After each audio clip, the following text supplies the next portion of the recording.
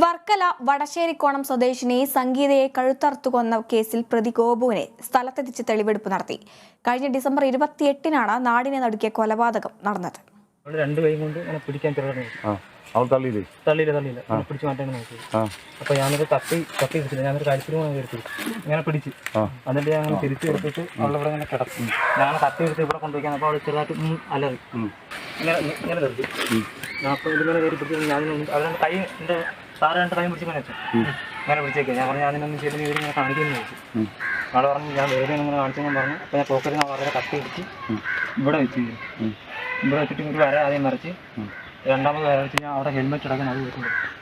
ശനിയാഴ്ച 4 മണിയോട് കൂടിയാണ് ഗോപുവിനെ തെളിവെടുപ്പിനായി കൊലപാതകം നടന്ന സ്ഥലത്ത് എത്തിച്ചത്. പ്രതി യാതൊരു ഭയവും കൂടാതെ കൃത്യം നടത്തിയ രീതി പോലീസിന് വിശദീകരിച്ചു. പ്രദേശത്ത് ജനം തടിച്ചുകൂടിയിരുന്നു. വളരെ വേഗത്തിൽ തെളിവെടുപ്പ് പൂർത്തിയാക്കി പ്രതിയുമായി പോലീസ് മടങ്ങുകയും ചെയ്തു. പ്രതിയെ പള്ളിക്കലുള്ള പ്രതിയുടെ വീട്ടിലുമെത്തിച്ച് തെളിവെടുപ്പ് നടത്തിയിരുന്നു. പ്രതി സുഹൃത്തിന്റെ ഹെൽമറ്റാണ് കൃത്യം നടത്തുന്ന സമയം ധരിച്ചിരുന്നത്. പ്രതിയുടെ സുഹൃത്താണ് കൊലപാതകത്തിന് ഉപയോഗിച്ച കത്തി പള്ളിക്കലുള്ള കടയിൽ നിന്നും വാങ്ങി നൽകിയത്. എന്നാൽ കൊലപാതകം നടത്തുന്നത് സംബന്ധിച്ച് യാതൊരു വിവരങ്ങളും സുഹൃത്തിന് അറിയുമായിരുന്നില്ല. വർക്കലയിൽ ഉത്സവത്തിനായി പോകുന്നു എന്ന് മാത്രമാണ് സുഹൃത്തിനോട് ഗോപു പറഞ്ഞിട്ടുള്ളത്.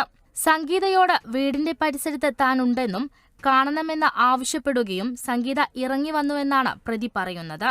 ഉപദ്രവിക്കില്ല എന്ന ധാരണയായിരുന്നു സംഗീതയ്ക്ക് ഉണ്ടായിരുന്നത്. എന്നാൽ ഗോപു പോക്കറ്റിൽ നിന്നും കത്തിയെടുത്ത് 2 വട്ടം കഴുത്ത് അറക്കുകയായിരുന്നു. മുറിവേറ്റ് വീട്ടിലേക്ക് ഓടുകയായിരുന്നു സംഗീത. കൃത്യം നടക്കുന്ന സമയം 2 പേരുടെയും മൊബൈൽ ഫോണുകൾ മതിലിന് മുകളിൽ വെച്ചിരുന്നു. മൊബൈലും ഹെൽമറ്റും ഉപേക്ഷിച്ചാണ് ഗോപു മടങ്ങിയത്. കൃത്യത്തിന് ഉപയോഗിച്ച കത്തി സമീപത്തെ പുരയിടത്തിൽ വലിച്ചെറിഞ്ഞ ശേഷം ബൈക്കിൽ രക്ഷപ്പെടുകയായിരുന്നു. കല്ലമ്പലം പെട്രോൾ പമ്പിലെത്തി ഇന്ധനം നിറച്ച ശേഷം വീട്ടിലേക്ക് പോയെന്നാണ് ഗോപു പോലീസിന് തെളിവെടുപ്പ് സമയം നൽകിയ വിശദീകരണം. പ്രതി 3 ദിവസത്തേക്ക് പോലീസിന്റെ കസ്റ്റഡിയിലാണ്. Kerala vision news, Thiruvananthapuram.